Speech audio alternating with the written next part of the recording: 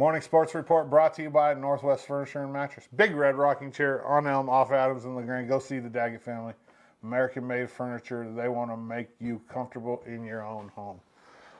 Let's see here. EOU Volleyball won their first game in pool play at the NAIA National Volleyball Tournament in Sioux City, Iowa versus, listen to the name of this team and tell me this is not confusing. Valley City State University. Valley City State University. Yeah, Valley City State University. So it's Valley City. Right. Is the name of the town right, or wherever right, they're at. State University, but it's, Valley City State. Right. That's right. TJ Jones downtown. He was downtown. That's right. Halloween. Anyways, okay, so they freshman Miley Mills led the charge with 12 kills, and it was another sweep for the Mounties, which is, they have so many sweeps this year. It's crazy. I didn't even count them again, but over 20 sweeps this year. And they play again tomorrow at 11 against Montana Tech. The game will be live streamed, room 132 in Quinn, the local, and Benchwarmers here in town. I mean, there's a bunch of people jumping on the wagon and supporting these ladies. I think there's a real chance. Mounties are 6-1 all time versus Montana Tech, winning the last 6 in a row. They swept Tech in pool play the last time they met them in Sioux City, Iowa in the national tournament in 2016.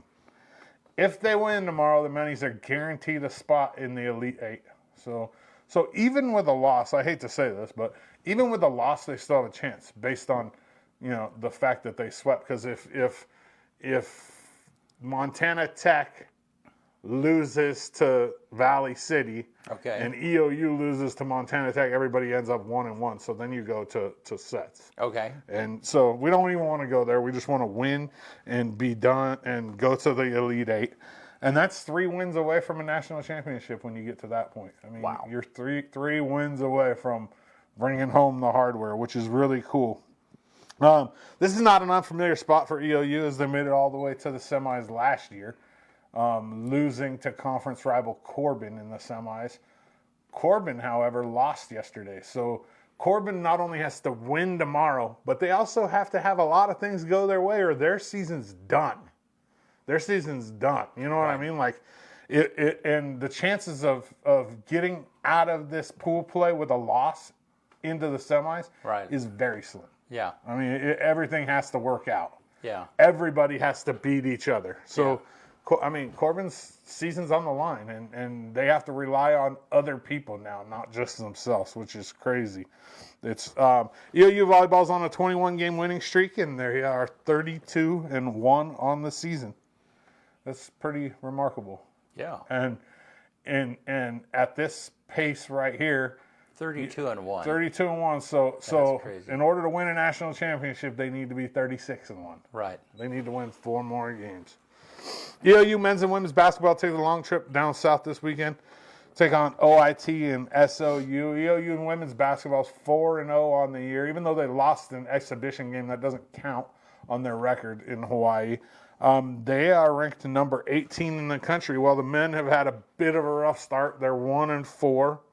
High school sports, wrestling Wednesdays with Clell and Dustin, the EOU coach and the high school coach up here at LeGrand. Will start back up in the next couple weeks.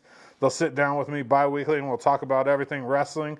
We have the Milenberg coming up in not this weekend, but the weekend after this, and that will kick off the season for LHS boys wrestling, while the girls start their season this weekend at the Artie Nash tournament in Homedale, Idaho. LHS boys basketball takes on Clarkston tomorrow at 4:30 in Pendleton at the Red Lion tournament. The girls team plays as well at 3 right before that in the Red Lion tournament. The boys have already played a game this year. They lost to Umatilla yesterday. I had no idea that game even took place.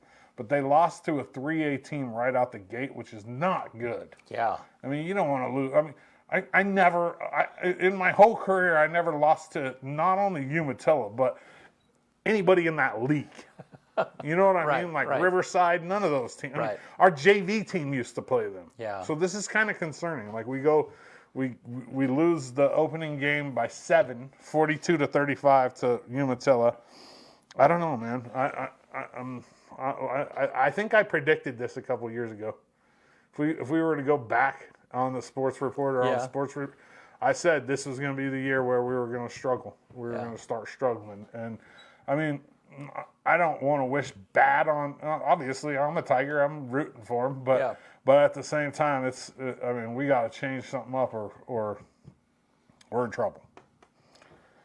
Morning Sports Report brought to you by Northwest Furniture and Mattress, Big Red Rocking Chair on Elm, off Adams in LeGrand.